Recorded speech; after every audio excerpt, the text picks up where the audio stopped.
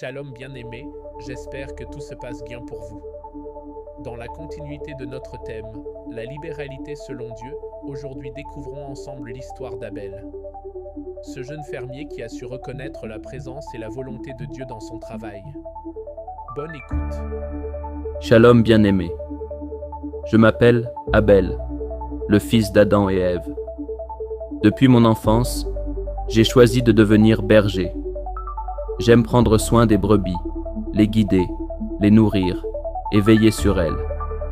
J'ai toujours ressenti que Dieu était présent dans la nature, dans la douceur du vent, dans le bêlement de mes troupeaux et dans la paix des pâturages. Un jour, j'ai voulu exprimer ma reconnaissance à Dieu pour tout ce qu'il m'avait donné. J'ai sélectionné avec soin les premiers-nés de mon troupeau, les plus beaux, les plus sains, et je les ai offerts en sacrifice. Pour moi, c'était naturel.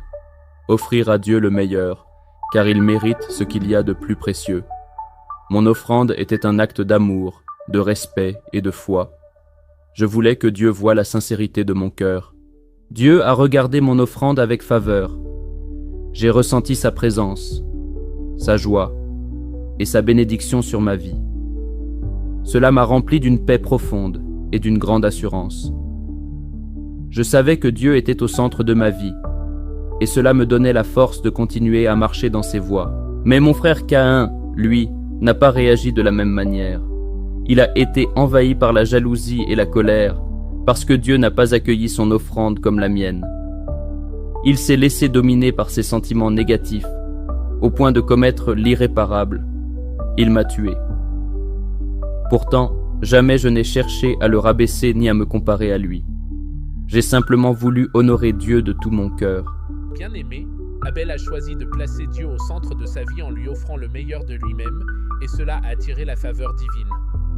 Son frère Caïn, consumé par la jalousie et l'amertume, s'est éloigné de Dieu et a laissé la colère détruire sa vie et celle de son frère. Cette histoire montre qu'il est essentiel de garder Dieu au premier plan, de lui offrir ce que nous avons de plus précieux, sans se laisser détourner par le regard ou l'attitude des autres. Ceux qui mettent Dieu au centre reçoivent sa paix et sa bénédiction, tandis que ceux qui laissent la jalousie et la colère dominer leur cœur s'éloignent de la vraie vie. Il est donc important de rester fidèle à Dieu, peu importe ce que les autres pensent ou font, car c'est de lui que viennent la vraie reconnaissance et la véritable récompense.